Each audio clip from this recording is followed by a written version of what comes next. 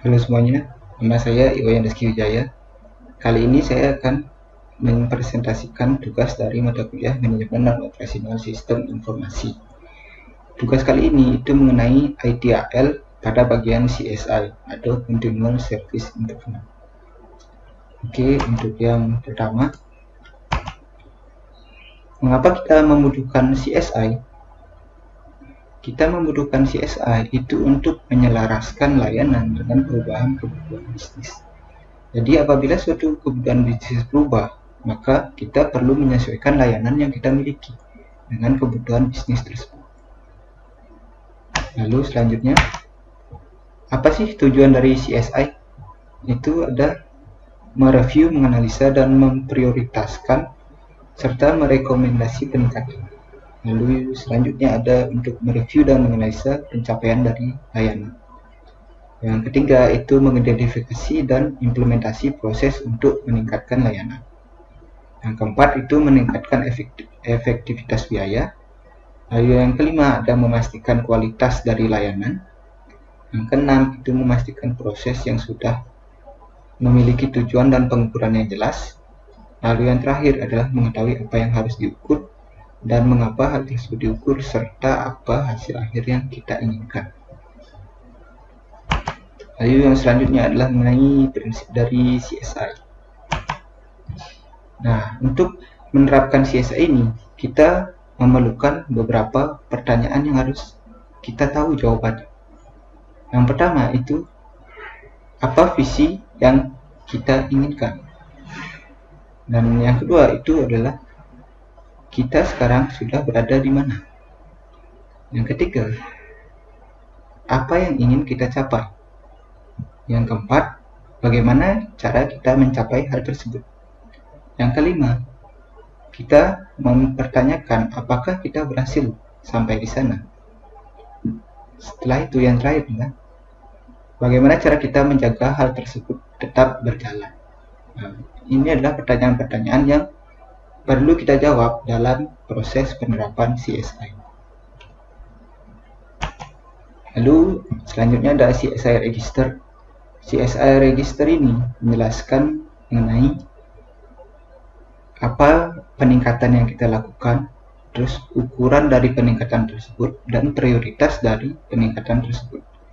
Nah, ini adalah contoh dari tabel CSI Register yang diambil dari buku ITIL bagian Continual Service Improvement.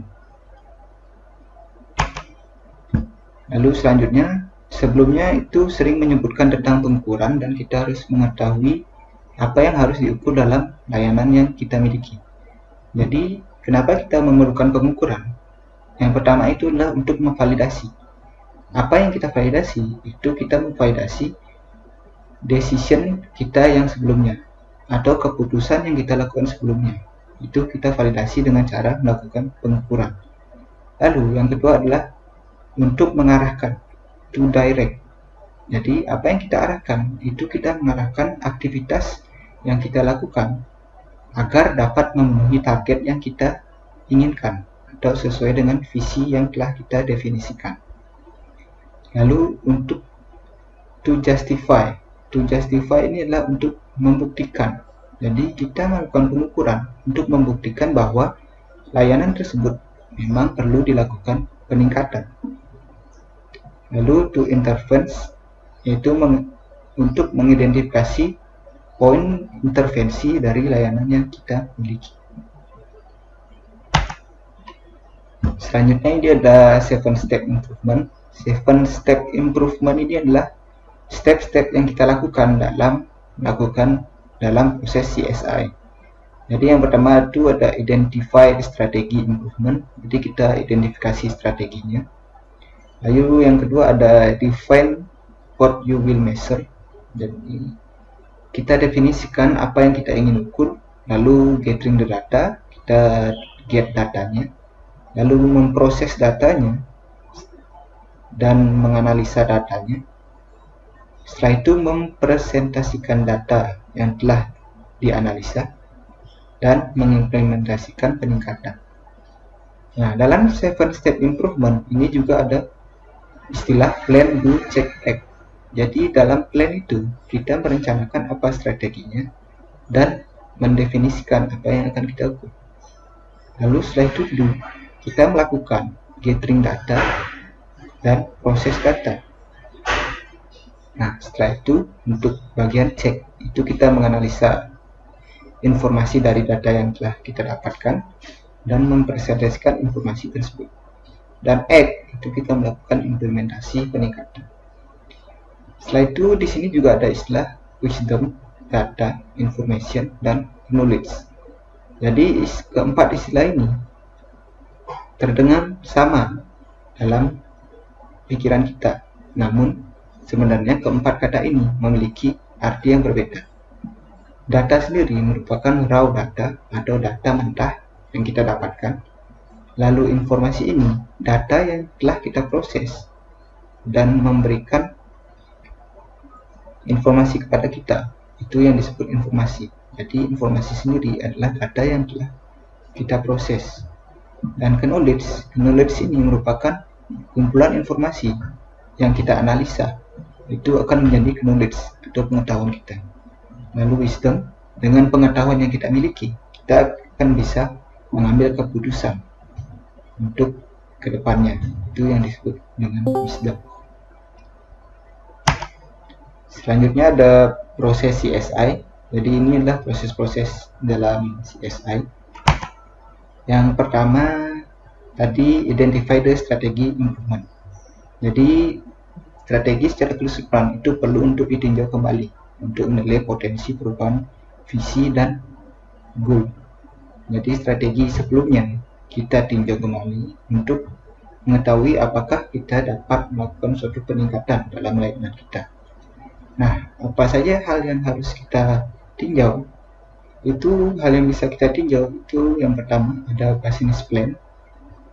Jadi plan bisnisnya, lalu ada service review, lalu ada visi, lalu ada corporate division and department goals. Jadi divisi dari masing-masing departemen dan perusahaan itu dapat kita tinjau. Lalu ada legislative requirement. Itu legislative requirement berasal dari peraturan. Lalu ada government requirement, itu requirement dari pemerintahan. Lalu ada customer satisfaction survey dan kepuasan customer. Lalu pada 7 step yang kedua, yaitu define what we measure, kita akan mengidentifikasikan apa yang harus diukur. Nah, untuk mengetahui apa yang harus diukur, kita harus mendapatkan informasi dari proses bisnis dan customer serta item management. Lalu yang kedua, kita bisa menggunakan service catalog sebagai acuan dari pengukuran yang akan kita lakukan.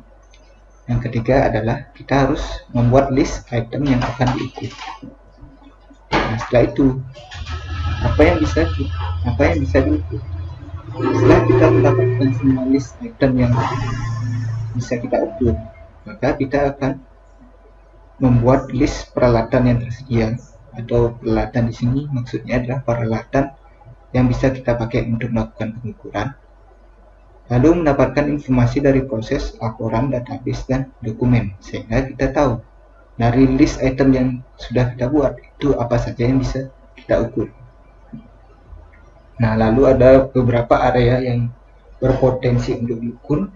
Itu yang pertama adalah service level.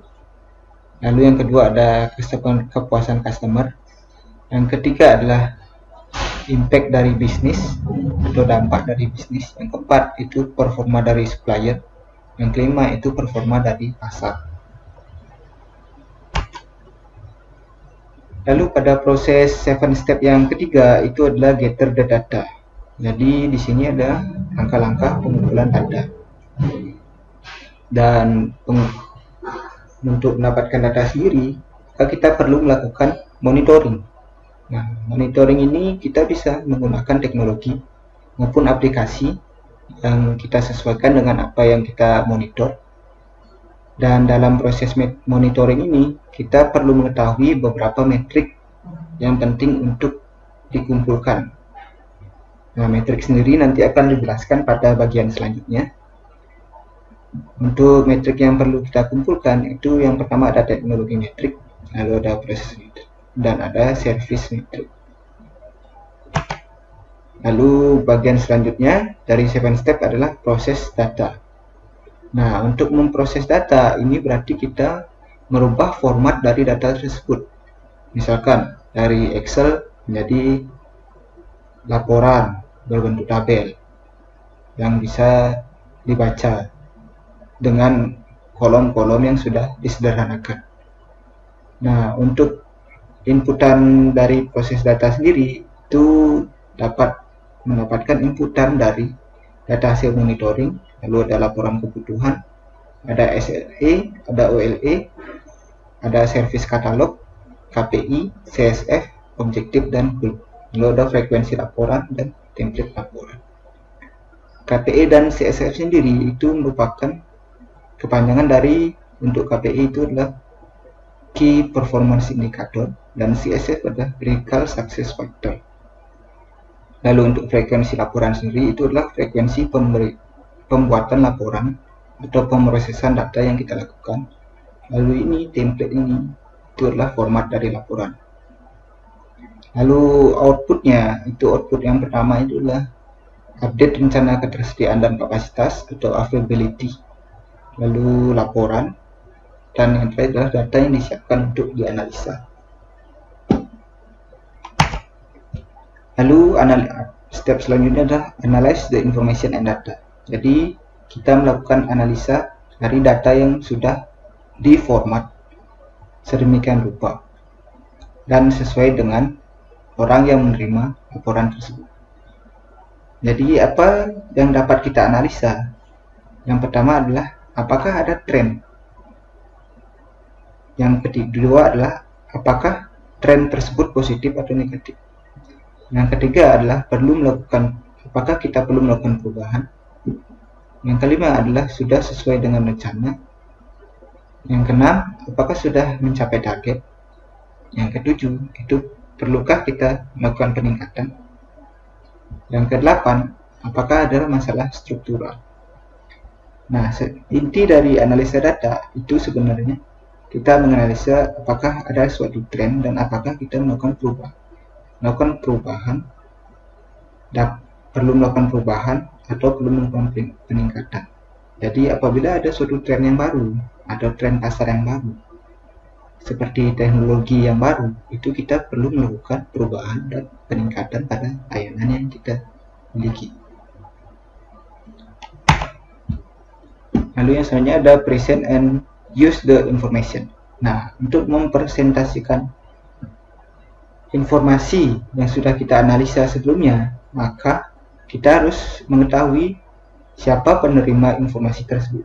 Nah, dalam ITIL itu penerima informasi dibagi menjadi 4. Yang pertama adalah customer, yang kedua adalah senior IT management, yang ketiga adalah internal IT, dan yang keempat adalah supplier. Nah, apa hubungannya kita mempresentasikan informasi dengan orang yang menerima informasi? Nah, hubungannya adalah kita mempresentasikan pada customer, kita tidak bisa memberikan hal-hal teknis karena customer pasti tidak akan mengerti mengenai hal teknis. Kita harus dapat mempresentasikan informasi tersebut ke dalam hal-hal yang dimengerti oleh customer. Lalu senior IT management ini terkait dengan hal teknis, jadi kita harus berfokus pada teknis dari informasi tersebut. Lalu ada internal IT, itu juga masuk teknis, dan supplier itu juga masuk ke teknis. Nah, lalu di sini ada contoh dari pelaporan pencapaian SLE per bulan. Untuk pencapaian ini dibagi dalam 3 hal. Yang pertama adalah target net, target branch, dan target returned.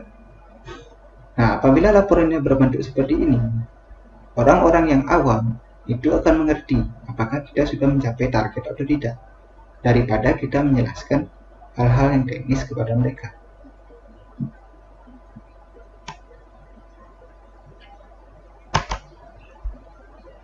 Lalu selanjutnya ada mengimplement improvement. Jadi ini sudah masuk ke implementasi dari improvement yang akan kita buat. Untuk mengimplementasikan itu kita dapat menggunakan pengetahuan yang kita dapatkan yang digabungkan dengan pengalaman kita yang sebelumnya. Lalu yang selanjutnya adalah pilih peningkatan yang sejalan dengan objektif, goal, dan ROI. ROI itu adalah return of investment atau pengembalian sesuai dengan yang kita investasi. Lalu yang ketiga adalah setelah peningkatan dipilih dan diterima, maka dilanjutkan dengan pembuatan service life cycle yang baru. Ini maksudnya bukan layanan yang baru, tapi peningkatan layanan. Nah, peningkatan layanan itu juga masuk dalam service life cycle, yaitu kita membuat strategi, kita membuat desain, transisi, dan proses dalam penerapan peningkatan tersebut. Nah, dalam implementasi peningkatan itu ada interest level. Nah, interest level ini sesuai dengan tingkatannya. Jadi untuk core business measure itu first order benefit. Jadi dia adalah kepala perusahaan contohnya. Jadi kita harus menjelaskan apa keuntungan dari peningkatan yang kita lakukan, terus apa yang kita dapatkan dari pasar dan sebagainya. Bukan mengenai hal-hal teknis, tapi mengenai apa yang kita dapat berikan setelah melakukan peningkatan tersebut. Nah, untuk IT Core Strategic Measure itu kita dapat membuat scorehead. Untuk scorehead nanti akan dijelaskan pada bagian selanjutnya. Lalu untuk IT Management Process Measure itu kita bisa membuat Excellent Framework. Jadi ada untuk IT Operation Measure kita bisa membuat dokumen operational measure. Lalu ada service desk, incident problem, change release, availability, capacity, dan cost per transaksi. Jadi ini sudah terkait dengan hal teknis. Semakin tinggi interest levelnya, maka semakin sederhana kita menjelaskan improvement kepada mereka, dan semakin rendah interestnya, maka semakin detail kita menjelaskan improvement kepada mereka. Lalu ada metode dan teknik dalam melakukan CSI. Itu metode dan teknik dalam peningkatan CSI itu ada assessment, ada benchmarking, ada service measurement, ada metrik, dan ROI atau return of investment. Yang pertama adalah assessment. Assessment sendiri merupakan mekanisme formal untuk membandingkan proses operasional dengan standar kinerja untuk mengukur kemampuan proses yang sudah ditingkatkan. Jadi kita akan mengukur standar kinerja dari proses yang sudah kita tingkatkan sebelumnya. Nah, untuk melakukan assessment kita harus mengetahui kapan kita harus melakukan assessment dan kapan dan apa yang kita assess atau kita nilai. Yang pertama, kapan kita melakukan assessment itu adalah saat project initiation atau saat project diinisialisasi. Lalu yang kedua adalah saat project midstream atau project telah berada di pertengahan. Dan yang ketiga adalah saat pengecekan project, saat project tersebut sudah masuk di sistem transisi dan proses. Terus yang kedua adalah what to assess and how, bagaimana kita cara mengassessment dan apa yang harus kita assess. Yang pertama adalah kita harus mengassessment proses. Kita dapat mengassessment proses only, yaitu kita hanya mengakses proses yang berjalan pada layanan yang kita miliki. Yang kedua, kita dapat mengakses people, proses, dan teknologi. Kita dapat mengakses customer-nya, prosesnya, dan teknologi yang kita gunakan dalam layanan yang kita miliki. Yang ketiga, full assessment. Kita akan melakukan full monitoring pada layanan yang kita miliki. Lalu selanjutnya ini adalah tabel dari keuntungan dan kekurangan dalam metode assessment. Setelah itu untuk advantage, keuntungan yang lebih jelas, itu assessment sendiri dapat memberikan perspektif secara objektif. Lalu yang kedua itu proses manajemen yang berguna untuk mengukur progres dari waktu ke waktu. Jadi karena asesmen itu tergolong mudah untuk dijalankan, jadi kita bisa melakukannya dari waktu ke waktu atau kontinu. Lalu yang ketiga, kita dapat menggunakan kerangka kerja yang umum yang diaplikasikan pada kerangka kerja standar dan berfungsi untuk mendukung perbandingan kematangan proses perusahaan dengan tolak ukur industri. Jadi asesmen sendiri itu memiliki kerangka yang umum atau kita sudah sering mendengarnya, dan kita bisa mengukurnya dengan standar yang ada di industri. Nah, untuk risk dari asesmen itu yang pertama ada hanya memberikan gambaran ringkas dari suatu proses. Jadi asesmen itu hanya memberikan gambaran kasar dari proses yang ada pada layanan yang kita miliki. Lalu apabila asesmen dilakukan oleh outsource atau vendor luar, maka hasil asesmen itu belum tentu sesuai dengan kondisi perusahaan, karena vendor sendiri itu tidak tahu bagaimana keadaan di perusahaan kita. Lalu asesmen bisa jadi merupakan tujuan, namun bukan alat untuk mencapai tujuan. Jadi asesmen itu bukan cara kita untuk mencapai tujuan yang kita inginkan, tapi asesmen itu bisa memberikan penilaian terhadap operasi atau proses dari layanan yang sudah berjalan. Lalu yang keempat, itu ada hasil akhir dari asesmen itu bergantung pada pendapat ahli. Jadi orang yang mengakses itu merupakan orang yang memberikan pendapatnya terhadap penilaian dari proses yang ada di layanan kita. Walaupun dia bisa memberikan gambaran yang secara objektif, namun gambaran secara objektif tersebut itu tetap bergantung pada siapa yang mengakses. Mungkin saja orang A itu menyukai hal yang kita lakukan, namun orang B itu menilai hal yang kita lakukan itu masih ada kurang.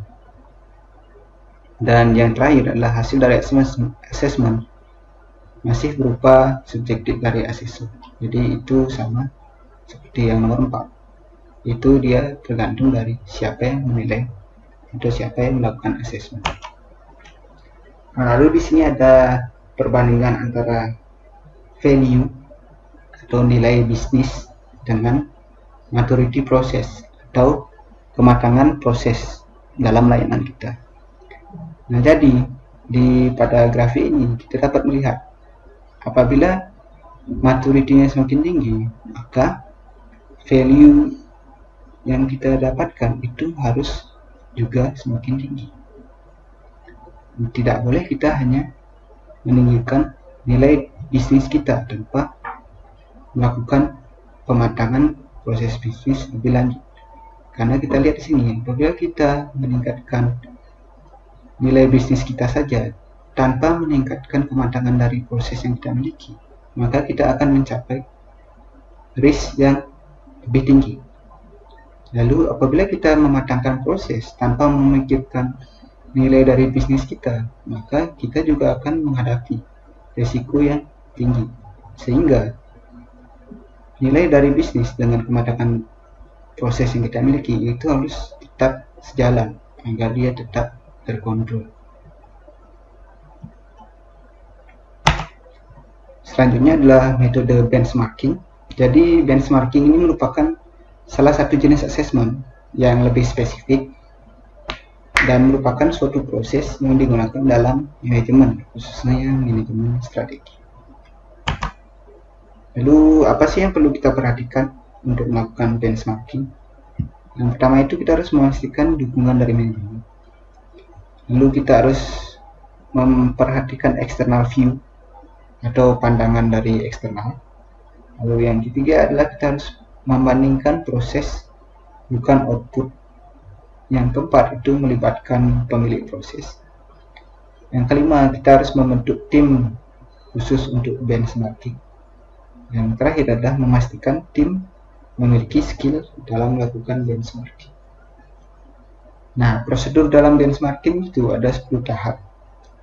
Nah, prosedurnya ini adalah komunikasi antar customer, employee, dan supplier. Lalu yang kedua adalah fokus terhadap grup tertentu. Yang ketiga adalah kita harus melakukan marketing research. Yang keempat, kita harus melakukan quantitative research. Yang kelima, kita dapat melakukan survei. Yang keenam, kita dapat melakukan tanya jawab atau questionnaire. Lalu yang ketujuh, kita akan melakukan re-engineering analysis atau kita melakukan analisis ulang. Lalu yang kedelapan, kita melakukan mapping dari proses. Yang kesembilan, kita melakukan quality control. Dan yang terakhir adalah finance ratio analysis. Kita melakukan analisis dari keuangan. Nah, cost dari benchmarking ini tergolong tinggi dalam proses assessment.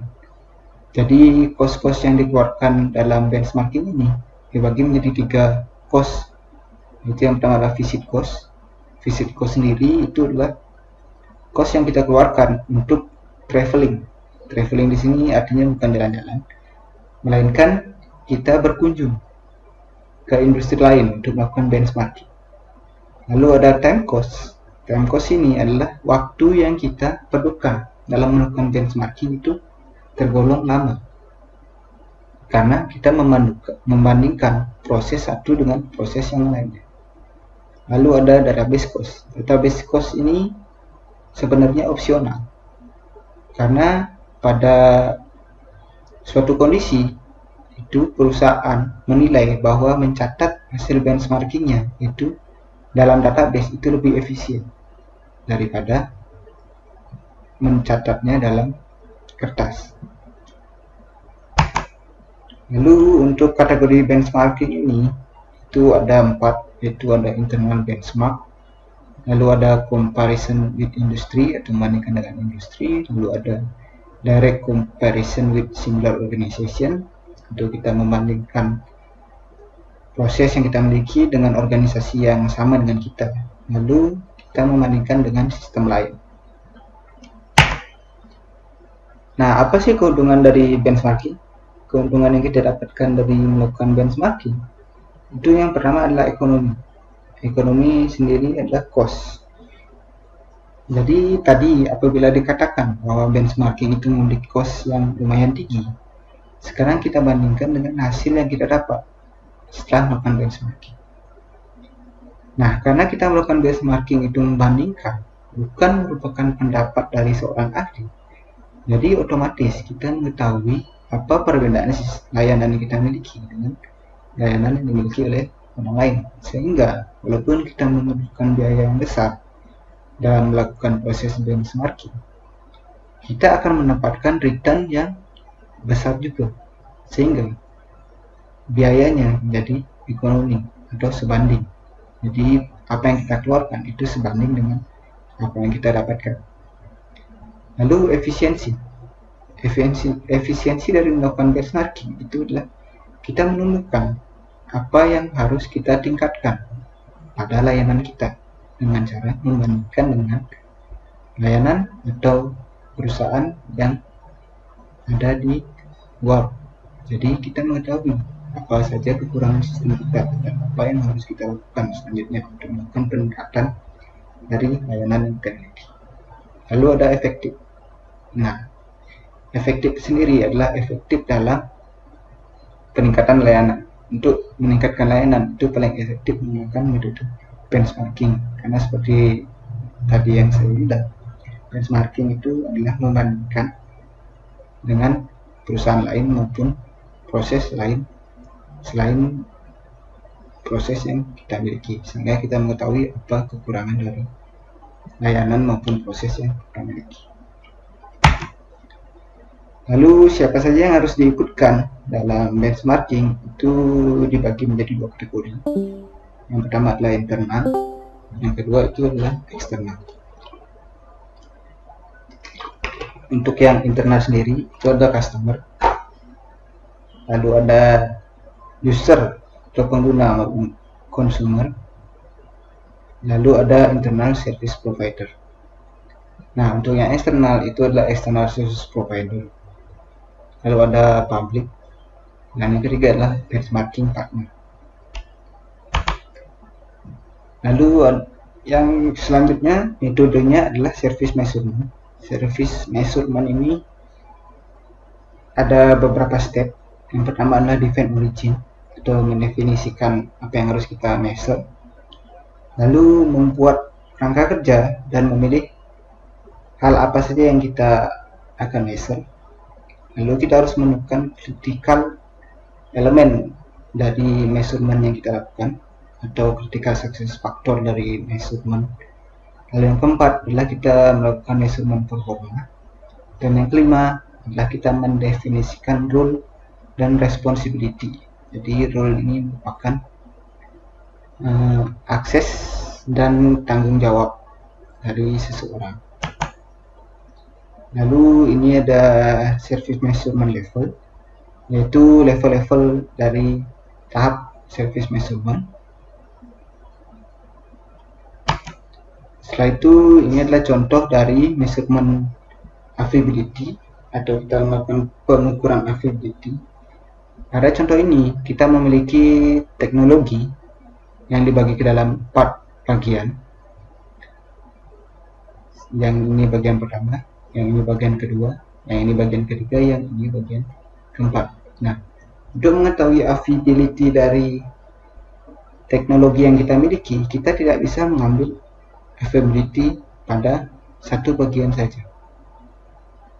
Jadi kita harus menggabungkan keempat bagian ini dan di total, sehingga baru kita mendapatkan availability dari layanan yang kita miliki.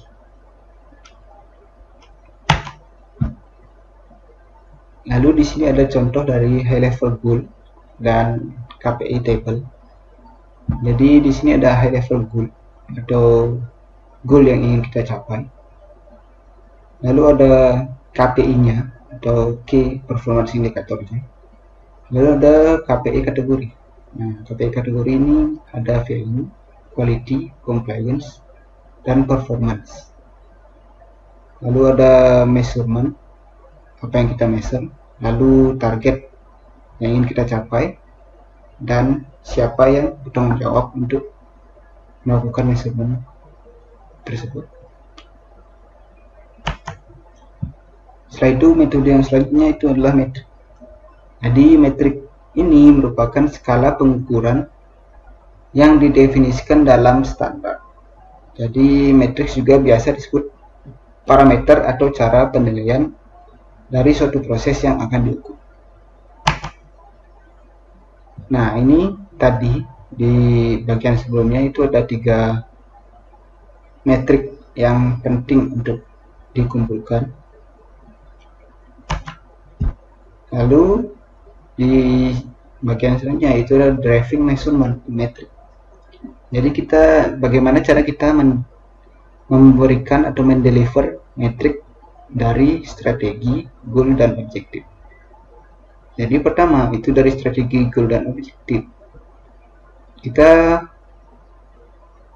mendefinisikan dari financial perspektif, lalu customer perspektif, internal perspektif, dan innovation and learning perspektif. Setelah itu dari masing-masing perspektif kita mengidentifikasi CSF-nya atau critical success factor-nya. Lalu dari CSF itu kita membuat KPI-nya. Setelah di list KPI-nya, baru kita menuliskan hasil measurement-nya. Nah, ini merupakan contoh dari scorecard yang tadi disebutkan pada bagian sebelumnya. Jadi scorecard itu nanti kira-kira bentuknya seperti ini, seperti yang dijelaskan pada buku ITAL.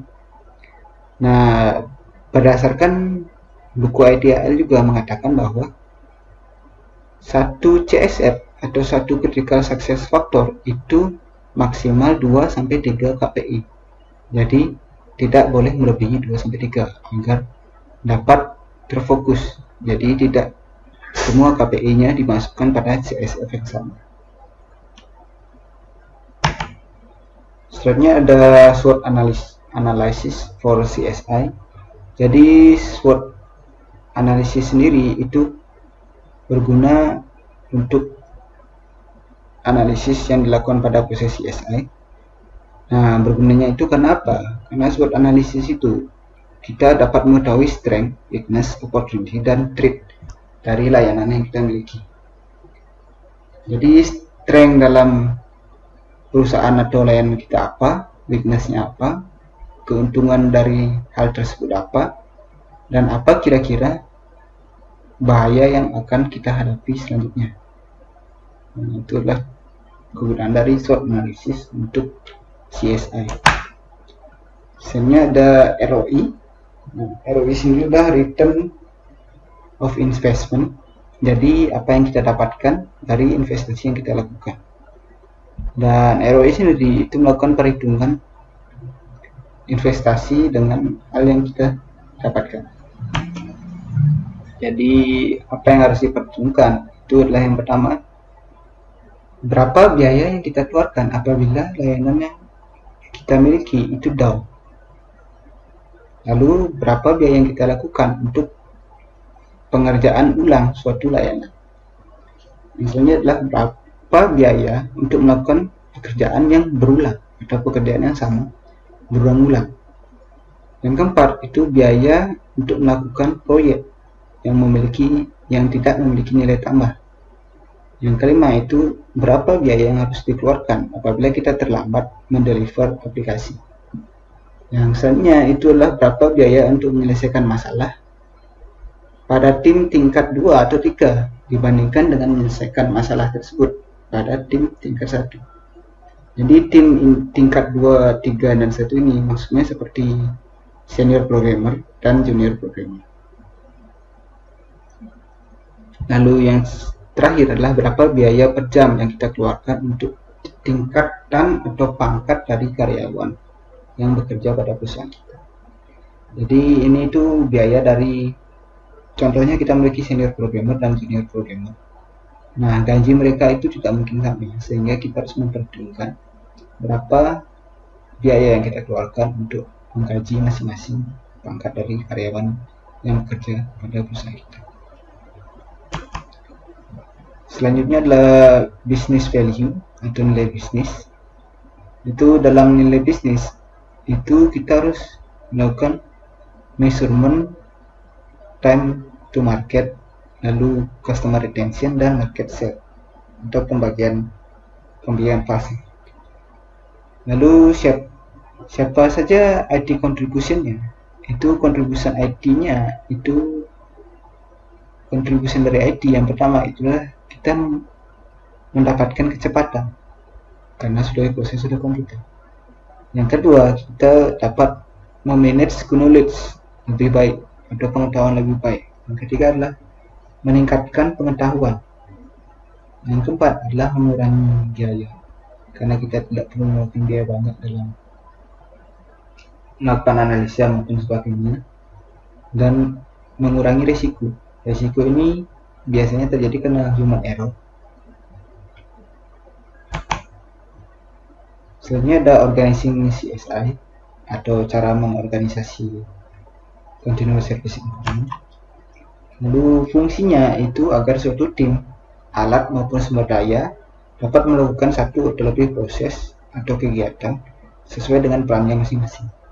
Jadi fungsi dari organizing CSI itu agar tidak ada orang yang tidak memiliki pekerjaan, sehingga semua orang memiliki role dan tanggung jawabnya masing-masing. Lalu untuk role sendiri dalam organizing CSI itu dibagi menjadi generic role dan 7 step improvement role. Nah, generic role ini bisa kita istilahkan sebagai bosnya maupun manajernya, dan pada 7 step improvement ini bisa kita katakan sebagai project leader beserta staff-staffnya.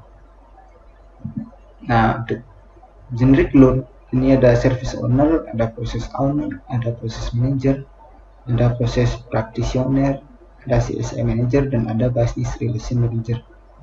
Dan untuk 7 step improvement itu ada process owner, ada process manager, ada reporting analyst, dan macam-macam role yang kita butuhkan. Jadi untuk role sendiri itu tidak terlalu strict atau tidak terlalu mengikat. Apabila kita memang tidak membutuhkan role tersebut, kita bisa tidak menggunakan role-nya, dan apabila kita membutuhkan tambahan, kita bisa menambahkan role sesuai dengan kebutuhan kita. Nah, lalu masing-masing role tersebut itu harus memiliki aktivitas dan skill yang dibutuhkan. Jadi skill yang dibutuhkan untuk tiap aktivitas itu pastinya berbeda-beda. Jadi yang pertama seperti contohnya untuk proses data. Untuk proses data itu kita membutuhkan skill numerical skill atau skill berhitung, ada skill, ada akurasi, lalu ada programming atau coding, lalu ada tool expertise atau penggunaan tools. Nah, lalu untuk aktivitinya dalam proses data ini ada mekanistik, ada medium variation, ada specialization staff, lalu ada procedural, ada automating, dan ada structural activity. Lalu selanjutnya ada customer engagement. Customer engagement ini sebenarnya keterlibatan customer. Dan bagi perusahaan yang biasanya berfokus pada pengembangan teknologi ketimbang perusahaan yang memiliki orientasi untuk bisnis yang jelas, maka customer engagement atau keterlibatan customer ini akan terdengar tidak berguna atau kurang berguna. Nah, dalam perusahaan yang memiliki karakteristik layanan itu, customer engagement itu dapat memberikan dampak yang sangat signifikan, karena customer engagement sendiri merupakan feedback dari customer terhadap layanan yang kita berikan, sehingga dari feedback tersebut kita dapat melakukan peningkatan yang sesuai dengan customer satisfaction atau kepuasan dari customer. Lalu selanjutnya ada responsibility model. Ini adalah responsibility sesuai dengan rule atau biasa disebut sebagai RACI, yaitu responsible, accountable, consulted, dan informed. Nah, pada setiap activity kita harus menyusun orang-orang yang memiliki responsibility sesuai dengan aktivitas tersebut. Contohnya aktiviti pertama itu adalah dilakukan oleh Director Service Management. Dan untuk aktiviti pertama itu dia berperan sebagai AR atau accountable dan responsible. Lalu pada aktiviti kedua dia berperan sebagai accountable. Dan aktiviti 3 sampai 5 dia berperan sebagai informed. Ini merupakan contoh tabel yang diambil dari buku ITIL bagian Service Continual Service Improvement. Lalu selanjutnya ada teknologi consideration. Teknologi consideration sendiri itu dapat dibagi menjadi beberapa tipe teknologi. Ada 15 tipe teknologi. Yang pertama itu adalah management suite, lalu ada sistem energy management, yang ketiga ada event management, yang keempat itu adalah incident atau problem resolution tools, lalu ada knowledge management tools, yang keenam ada requesting service tools, yang ketujuh ada performance management, yang kedelapan adalah application and service performance monitoring, itu tools yang digunakan untuk monitor, yang ke-9 ada statistical analysis tool, yang ke-10 ada software vision control, ada software configuration management, yang ke-11 ada software test management, yang ke-12 ada information security management, 13 project and portfolio management tools, yang ke-14 financial management for IT service tools, lalu yang ke-15 ada business intelligence atau reporting tools. Nah, untuk mengimplementasikan CSI itu kita sering menanyakan dari mana kita harus memulai dalam melakukan suatu peningkatan. Nah, untuk memulai kita dapat memilih 3 approach atau pendekatan. Pendekatan yang pertama adalah pendekatan dari sisi service.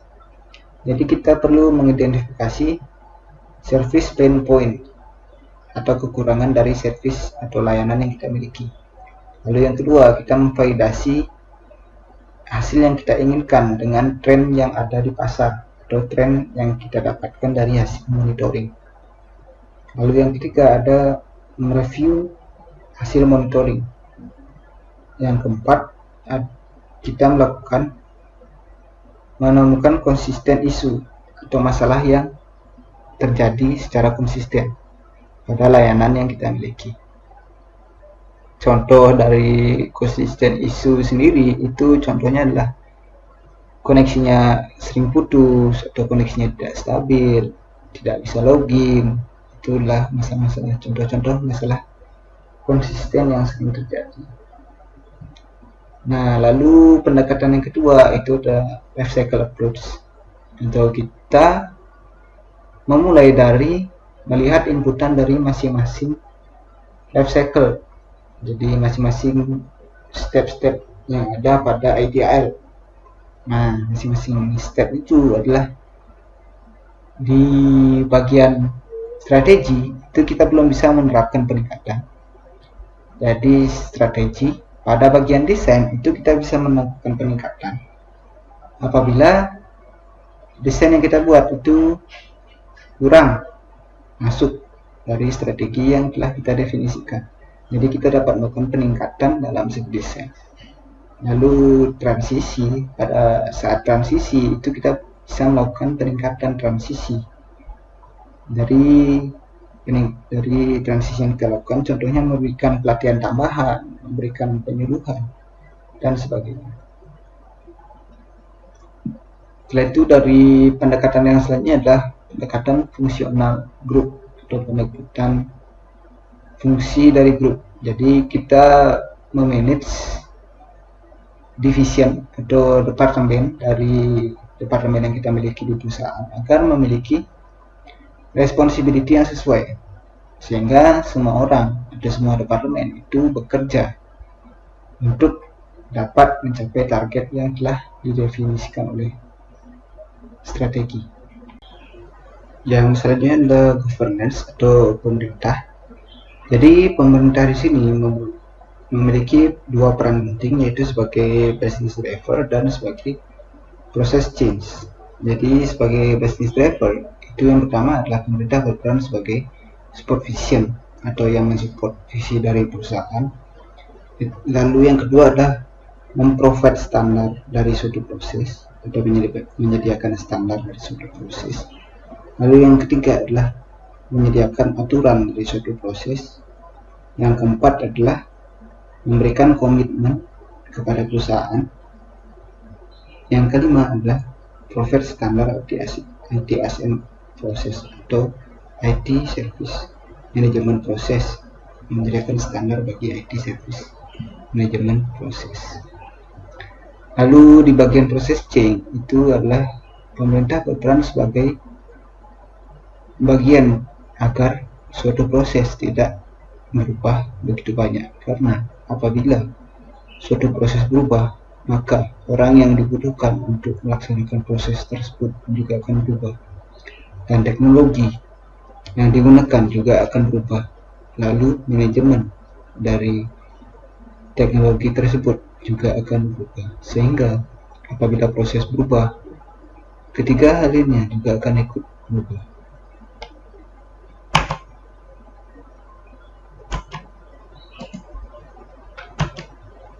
Selanjutnya ada CSI and Organizational Change.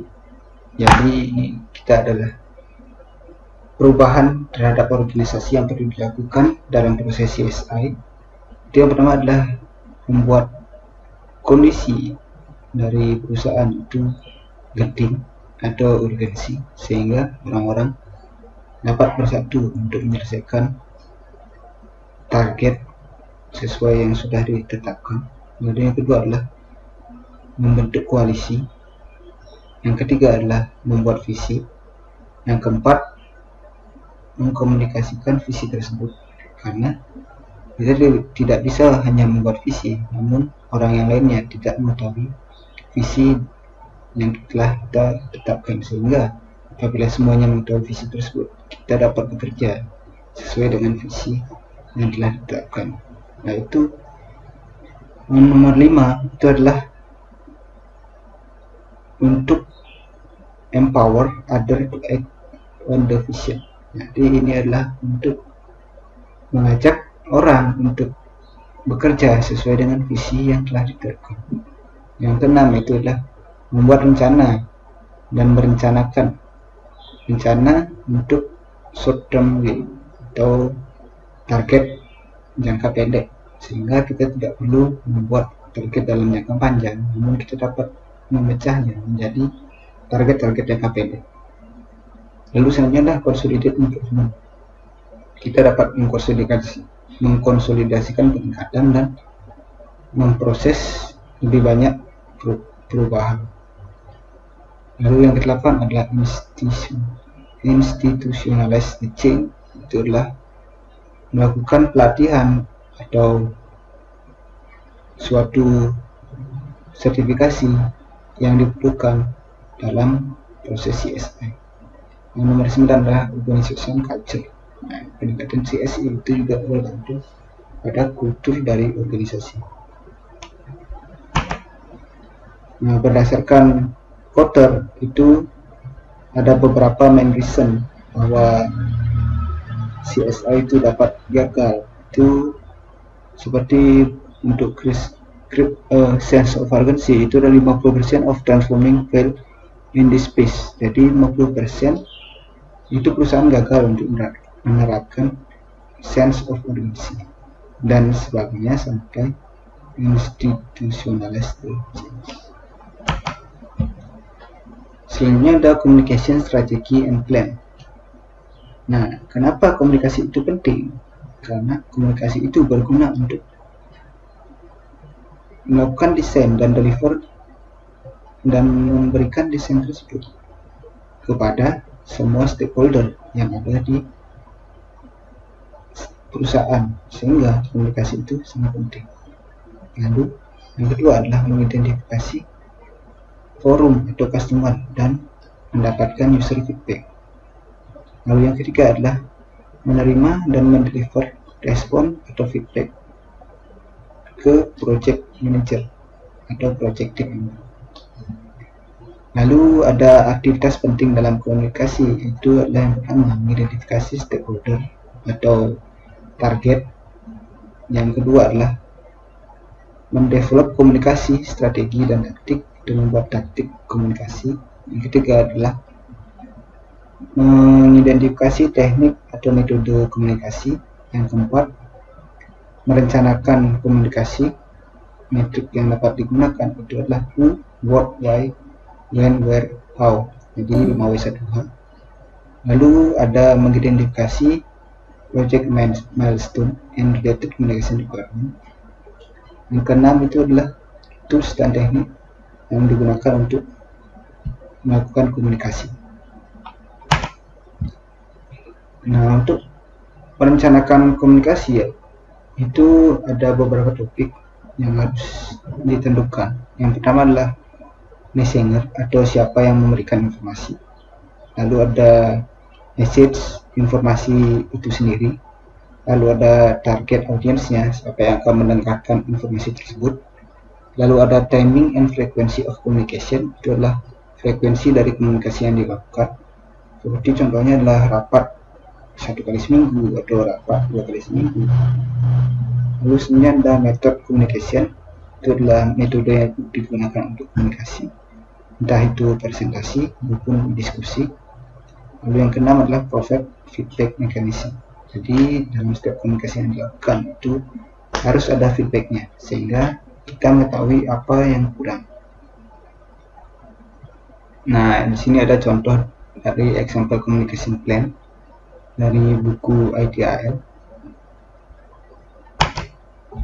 Selanjutnya kita akan melihat bagaimana komunikasi tersebut berubah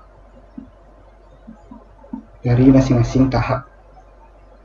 Jadi ketika itu dari visi, semakin ke bawah komunikasi itu, semakin visi tersebut semakin tidak jelas atau blur, sehingga komunikasi itu sangat penting agar visi tetap terjaga pada garis lurus sehingga tidak menyebar atau bahkan ada yang tidak mengetahui visi yang ingin dicapai.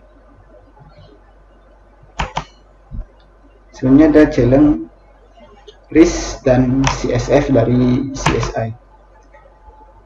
Tantangan yang pertama itu adalah komitmen dari setiap orang atau manajemen untuk melakukan CSI.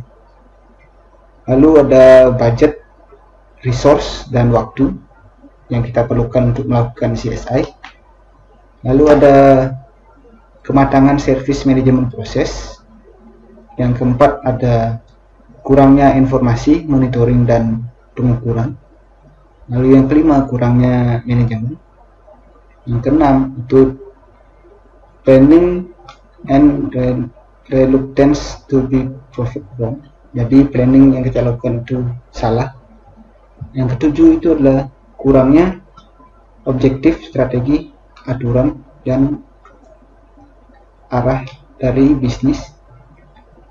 Yang selanjutnya ada kurangnya IT objektif, strategi, dan polisi.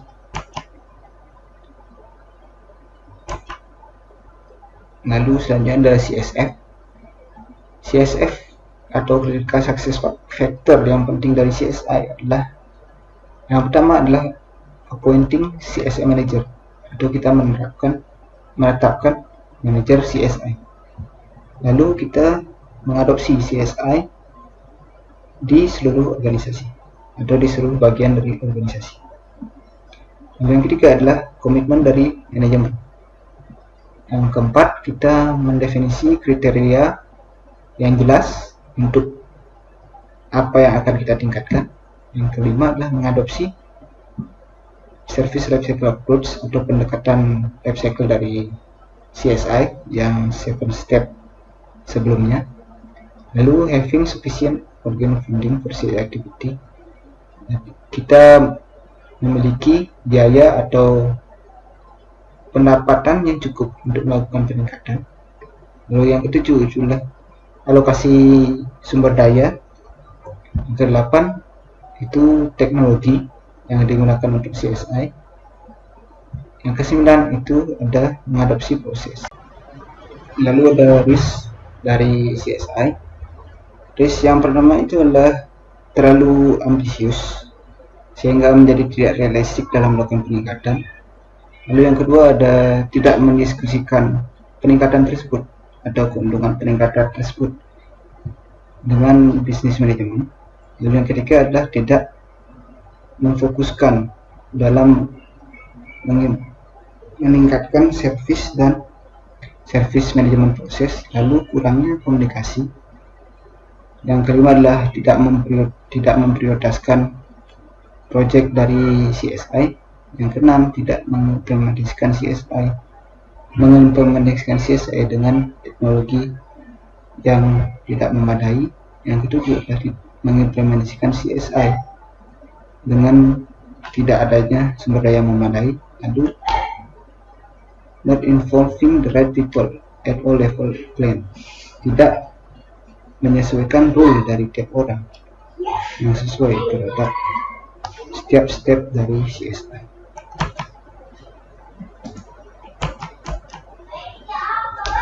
Oke, mungkin itu saja yang bisa saya sampaikan dari presentasi CSI. Apabila ada kekurangan dan kata-kata yang salah, saya mohon maaf. Terima kasih.